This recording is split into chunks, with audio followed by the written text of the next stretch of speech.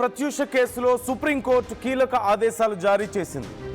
ఆ తల్లి పడుతున్న కష్టానికి కొంత ప్రతిఫలం వచ్చినట్లుగా కనపడుతోంది. నిందితుడు సిద్ధార్థరెడ్డికి 4 వారాల్లో లొంగిపోవాలంటూ సుప్రీంకోర్టు ఆదేశాలు జారీ చేసింది. హైకోర్టు విధించినటువంటి 2 ఏళ్ల శిక్షను సుప్రీంకోర్టు సమర్థించింది. గతంలో హైకోర్టు విధించినటువంటి జరిమానా 50,000 చెల్లించాలంటూ సుప్రీంకోర్టు చెప్పింది. 2002లో ప్రత్యూష అనుమానాస్పద స్థితిలో మృతి చెందింది. 2012 నుంచి 14 ఏళ్ల పాటు సుప్రీంకోర్టులో ఈ కేసు విచారణ సాగింది.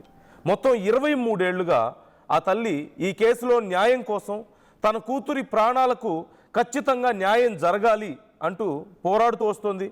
ఆర్టీవీ కూడా ప్రత్యూష తల్లితో మాట్లాడింది. ఈ నేపథ్యంలో ఎట్టి పరిస్థితుల్లోనూ న్యాయం జరిగే వరకు నేను వదిలిపెట్టను, హైకోర్టు ఇచ్చినటువంటి తీర్పునైనా కనీసం అమలు చేయాలి, తర్వాత సెషన్స్ కోర్టు మార్చడం ఎలా అంటూ ఆ తల్లి ప్రశ్నిస్తూ వచ్చారు.